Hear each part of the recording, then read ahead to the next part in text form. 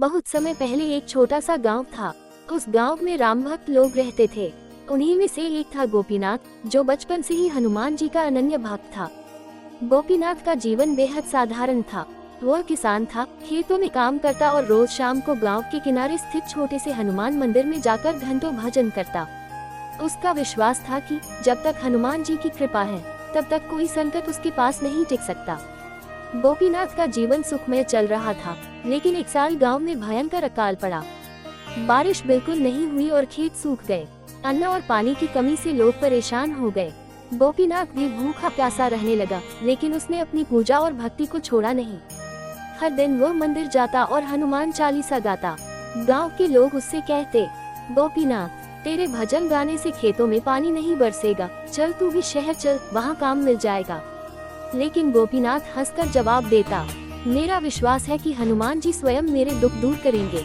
एक रात जब गोपीनाथ मंदिर में बैठा रोते रोते भजन गा रहा था, तभी मंदिर का दीपक अचानक तेज जलने लगा और हवा में एक दिव्य सुगंध फैल गई। गोपीनाथ ने आंखें खोली तो देखा, सामने हनुमान जी खड़े हैं, अपने विशाल स्वरूप में।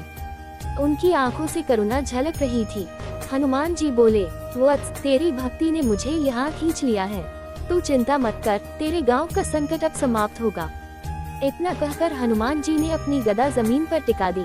अचानक धरती हिलने लगी और आकाश में बादल घिर आए। देखते देखते मूसलाधार बारिश शुरू हो गई।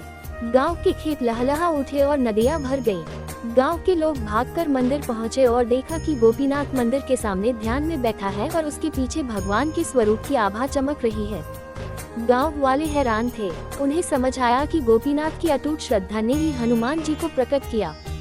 सबने मिलकर हनुमान जी के जयकारे लगाए और गोपीनाथ को प्रणाम किया। गोपीनाथ ने मुस्कुराकर कहा, भक्ति में शक्ति है। जब इंसान सच्चे मन से अपने इष्ट देव का आह्वान करता है, तो भगवान स्वयं उसकी रक्षा के लिए आते हैं।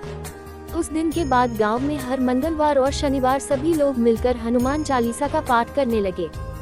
गांव फिर से समृद्ध हो गया और गोपीनाथ का नाम दूर दूर तक हनुमान भक्त के रूप में प्रसिद्ध हो गया। इस कहानी से हमें यह सीख मिलती है कि सच्ची भक्ति और विश्वास कभी व्यर्थ नहीं जाते। जब मनुष्य कठिनाई के समय भी अपने ईश्वर पर भरोसा रखता है, तो दिव्य शक्ति उसकी रक्षा करती है और उसके जीवन से अंधकार मिटा